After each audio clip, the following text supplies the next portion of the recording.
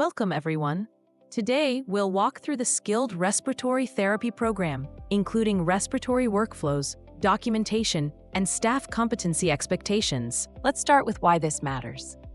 Respiratory therapy is a skilled nursing service, not just a task. When it's done right, it helps prevent decline, reduces readmissions, and avoids serious complications. So, who are we thinking about? Any resident showing signs of breathing problems. That may include COPD, pneumonia, shortness of breath, or even a weak cough.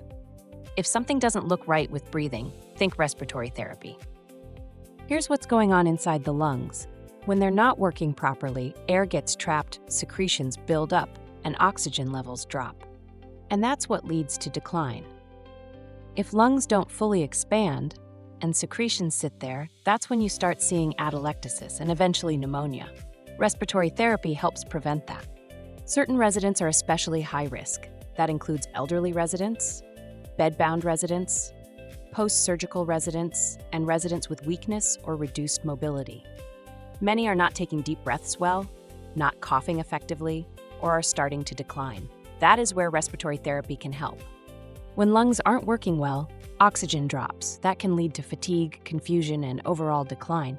Your role helps improve oxygen and keep the resident stable. This is one of the most important things to understand. Respiratory therapy is only skilled if you are actively involved.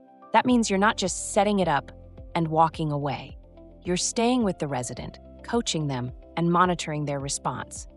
If you leave the room, it is not skilled care. While you're doing the treatment, don't just go through the motions. You should be watching the resident the entire time. Look at their breathing effort, their oxygen levels, and how they're responding. If something doesn't look right, stop and notify the RN. You should be able to recognize when breath sounds are normal and when they're not. If you hear something concerning, report it. Respiratory assessment helps determine how well the lungs are working. It helps identify breathing problems and oxygen issues early, and this supports the RN in determining if the care being provided is skilled. Before you begin, take a moment to review. Look at the resident's history, diagnoses, medications, and plan of care. Ask simple but important questions. Are you short of breath? Is it worse when lying down? Does it get worse with activity? These answers matter.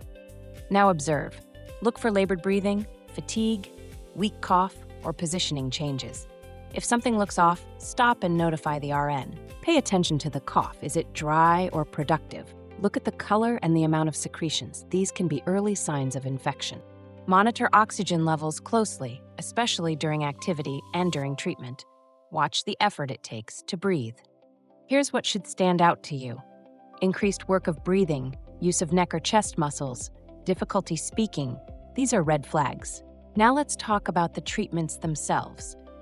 These are the most common ones you'll be performing. Intensive spirometry, it helps expand the lungs.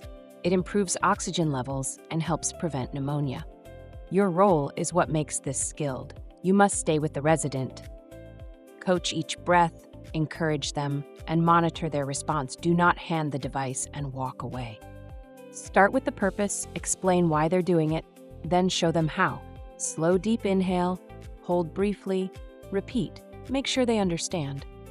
With nebulizer treatments, assess before, monitor during, and reassess after. Stay with the resident. Next is deep breathing and coughing. This is a common respiratory therapy intervention used to help keep the lungs open, clear secretions, and prevent complications. Now let's talk about documentation. This is where everything we just covered either gets supported or becomes questionable, because if it's not documented correctly, it doesn't count. This is where facilities often get into trouble. Only count time when you are with the resident. If you are not in the room, it does not count. Do not round minutes. Do not estimate time. Respiratory therapy is coded in Section O of the MDS. To count as an RT day, there must be at least 15 cumulative minutes of skilled respiratory services provided that day. When respiratory therapy is appropriately supported and coded across all 7 days, it may qualify the resident for the special care high nursing category under PDPM. Documentation must always match the care. If it's not documented, it didn't happen. Now let's put it all together.